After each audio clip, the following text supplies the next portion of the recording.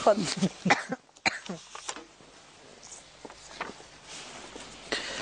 هذه بلاد لم تعد كبلادي.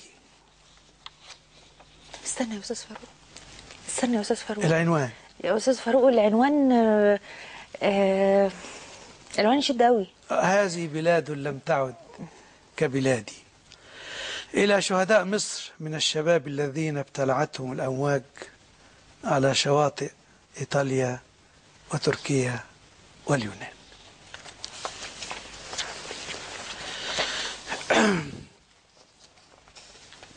كم عشت أسأل أين وجه بلادي، كم عشت أسأل أين وجه بلادي، أين النخيل وأين دفء الوادي.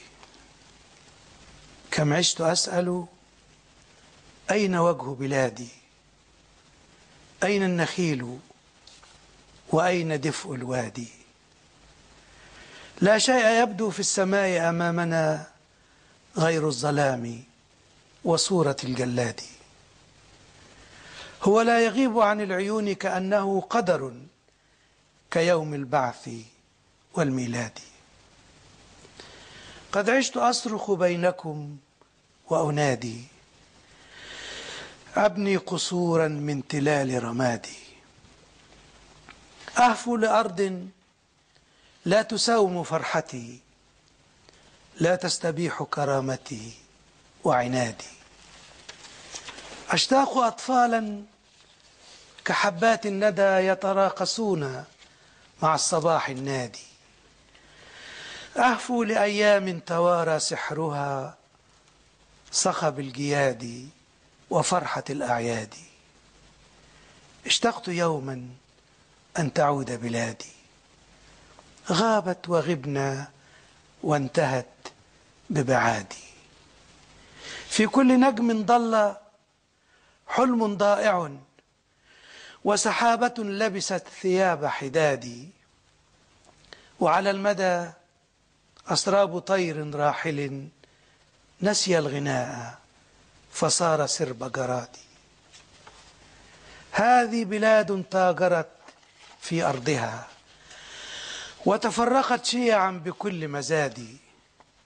لم يبق من صخب الجياد سوى الأسى، تاريخ هذه الأرض بعض جيادي. في كل ركن من ربوع بلادي تبدو أمامي صورة الجلاد. لمحوه من زمن يضاجع أرضها، حملت سفاحا فاستباح الوادي. لم يبق غير صراخ أمس راحل ومقابر سئمت من الأجداد، وعصابة سرقت نزيف عيوننا بالقهر والتدليس والأحقاد. ما عاد فيها ضوء نجم شارد، ما عاد فيها صوت طير شادي. تمضي بنا الأحزان ساخرة بنا، وتزورنا دوما بلا ميعاد. شيء تكسر في عيوني بعدما ضاق الزمان بثورتي وعنادي. أحببتها حتى الثمالة بينما باعت صباها الغد للأوغاد. لم يبق فيها غير صبح كاذب وصراخ أرض في لظى استعبادي. لا تسألوني عن دموع بلادي، عن حزنها في لحظة استشهادي. في كل شبر من ثراها صرخة كانت تهرول خلفنا وتنادي. الأفق يصغر والسماء كئيبة، خلف الغيوم أرى جبال سوادي. تتلاطم الأمواج فوق رؤوسنا، والريح تلقي للصخور عتادي. نامت على الأفق البعيد ملامح، وتجمدت بين الصقيع أيادي.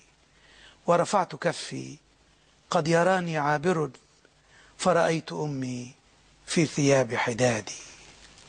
أجسادنا كانت تعانق بعضها كوداع أحباب بلا ميعاد. البحر لم يرحم براءة عمرنا، تتزاحم الأجساد في الأجساد. حتى الشهادة راوغتني لحظة، واستيقظت فجرا أضاء فؤادي. هذا قميصي فيه وجه بنيتي، ودعاء أمي كيس ملح زادي. ردوا إلى أم القميص فقد رأت ما لا أرى من غربتي ومرادي. وطن بخيل باعني في غفلة حين اشترته عصابة الإفساد. شاهدت من خلف الحدود مواكبا للجوع تصرخ في حمى الأسياد.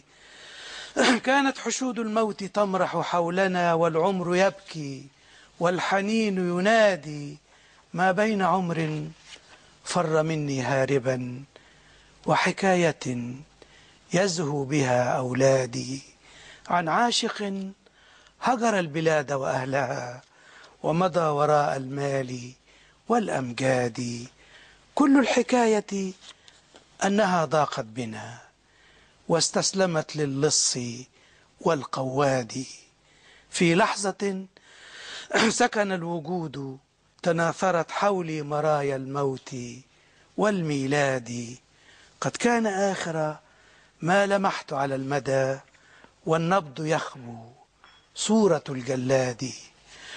قد كان يضحك والعصابة حوله، وعلى امتداد النهر يبكي الوادي. وصرخت والكلمات تهرب من فمي، هذه بلاد لم تعد كبلادي.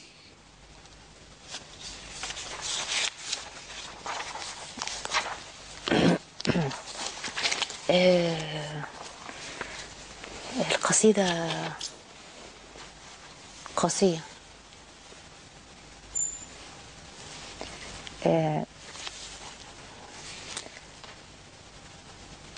مش عارفة أتكلم بس يمكن تكون دي أول أحلى حاجة نسمعها في 2008.